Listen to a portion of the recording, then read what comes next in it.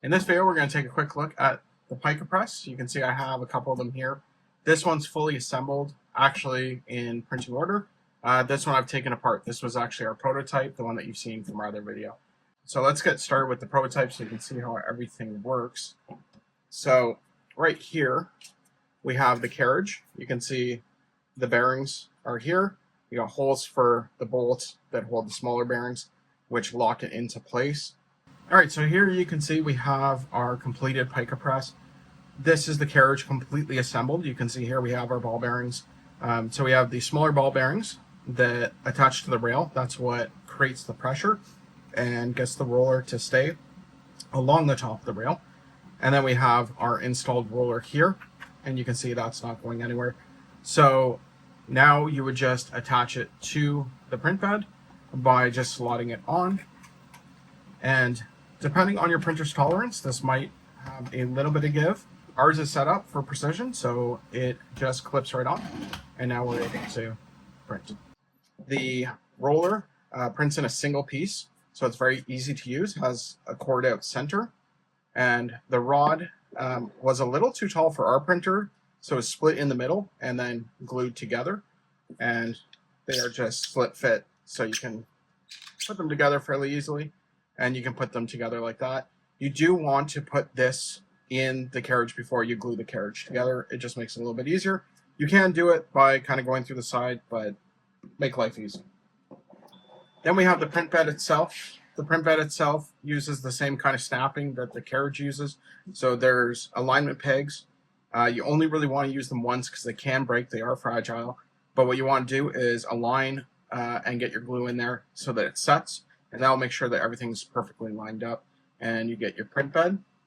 Here we have our unmounted lino adapter. You can see here how the alignment pegs work. These ones are a little more shallow because this one is meant to not be glued together. It's just easier to put in and out of the press.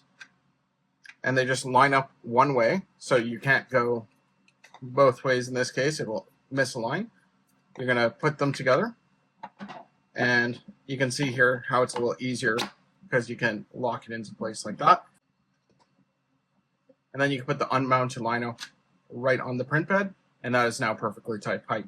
You could use a little bit of packing and use some photopolymer material as well. So if you use photopolymer in your letterpress printmaking, you can do that as well. Let's get the whole thing assembled and see what that looks like. So on this press, you will notice we have added one side of the end stops.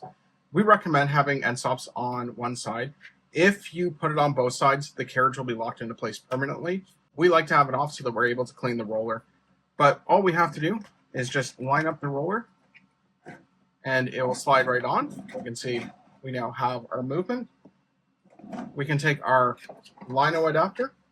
We can slide it right inside. And that is meant to be a tight fit, so it's not moving around on you. You would want to use double-sided tape here with the unmounted lino, and then you are able to press. And that is type height. Now, if you were doing a mounted block or any type of type, you would remove the adapter. There we go. And you can see that that now is in place. You would need something like a set of coins. We have some beautiful old Kelsey coins here for an old Kelsey press we have. And then you would need some kind of furniture. We are going to release a furniture pack in the future. We're just trying to figure out exactly kind of what sizes we want to do. Okay, so to lock this up, what I'm going to do is I'm going to use the mounted lino block. I'm going to use a couple of pieces that I've printed as furniture. And they're just going to slip together like that. You would want to have this locked up from two sides. However, when we did our test printing, this is more than fine for this block. You're going to take your coin, slot it in. Grab your coin key. We're going to lock this up. There we go. And you can see that the sides are rigid enough to handle the pressure from the coin. And this is now ready to print. So we can put our carriage back on, ink up, and ready to press. That simple. If you'd like to know more about this, you can head over to our new website. We did create a new website for this, which is picapressofficial.com. That'll be linked in the description of this channel. And until next time, happy printing.